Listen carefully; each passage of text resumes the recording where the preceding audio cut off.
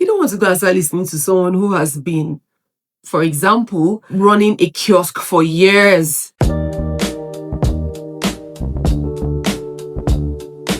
Hola, welcome back to our channel where we study, discuss, and add knowledge so that we may know more and be more. Last week, we spoke about opinions, the opinions others have and the opinions that we have of ourselves. And we established that as much as we don't go around listening to what every Tom, Dick, and Harry has to say, what we say of ourselves is even more important and more grievous. Today, I want us to take it from another angle, because even though we do not listen to everybody, there are people we should actually listen to. We should not just sit and observe, but we should seek to take advantage of the opportunities we may have to hear what they have to say, to pick their brain, get into their mind, into their world, and follow their journey if possible. These are people that may model the kind of results that we want in life.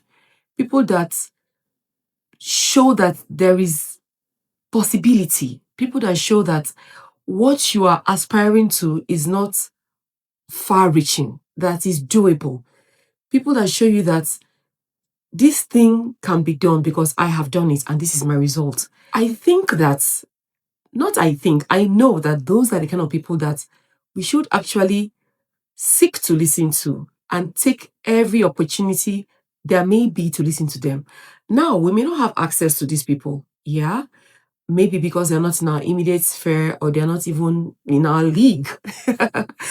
They may just be up there and we're looking at them and seeing all the successes they have.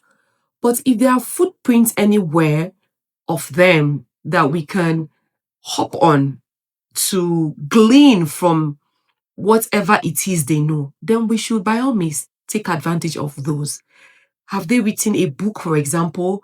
Do they have a teaching, a training, a workshop? Do they have speaking engagements? Do they have a podcast? Whatever it is that will give us access into their world, we should absolutely take advantage of that and hear what they have to say. Because I believe that if they have the results that look like what we want for ourselves, then they should know a thing or two that may be useful to us as we aspire towards whatever aspect of life that we're looking to up-level. It could be your health, for example. You're looking at someone who is maybe years ahead of you, who looks strong, healthy, has a formidable routine that they follow, and you can see it in their not just only in their parents, but in the way that they carry themselves. They are full of life, full of vigor, and you want that for yourself because maybe you've been struggling with a particular aspect of your health. You want to know what they know, do what they are doing, just have a peep into what it is that has made them stay strong, healthy, vibrant, even though they may be well off in years. It could even be your peers who you've seen that they have the discipline to pursue their wellness, their fitness, nutrition, or whatever it is. You want to hear what they are doing right that is giving them the results that they have. If it's in the area of maybe your finances, you want to begin to invest, you want to learn how to get steady cash flow and just up-level your finances, and you see someone who seems to always have the kind of financial results you want. You're not just hearing them, you're seeing it in their life. You want to know what they know. They surely know something that could be of benefit to you as you walk towards that aspiration. If you want to get married, for example, or you are looking to improve your relationship with your spouse, or even want to start dating, you look at someone who has done it successfully. You look at a marriage that has worked. You look at a marriage that shows commitment, that has flourished, that has grown over the years. You want to know what they know. What are they doing right? What have they been able to do to keep them together for all the years that they've been together? So what I'm trying to say in essence is, as much as you're not going about listening to everybody and what they have to say, there are people who you should seek out to listen to. Look for ways to glean from their wisdom or glean from their experience.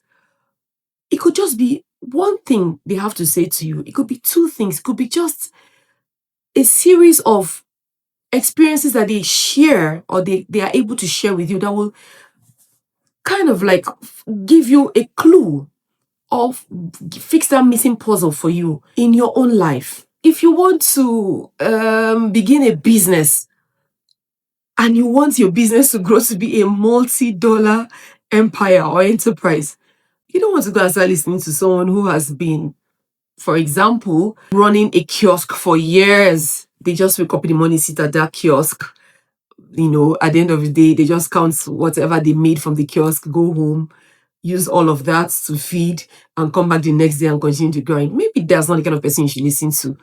You should actually seek somebody who probably started at the kiosk, but today they have a conglomerate of, shops, businesses that bring for them multi-millions, and they have products all over the world. Maybe that's the kind of person you should listen to.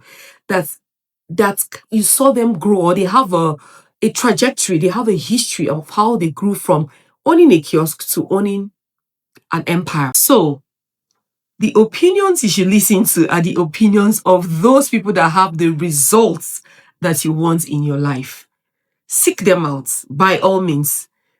Look for the footprints they have left and simply follow. Yes, there's no need to reinvent the wheel. Simply follow. What did they do that worked? What did they know? Or what do they know that you should know that will make a difference or add to whatever you know, or help you move from maybe being stuck or being unsure and actually getting the results you want in your life? I hope this has helped you some way, because I'm a big believer of that and I've seen it work in my life. For example, let me just give you this before we round up this conversation. I was talking to someone recently, I think just a few days back, about a book I'm currently reading. Now, that book normally I wouldn't read it because the prints are so tiny and it's so packed and it's quite a volume.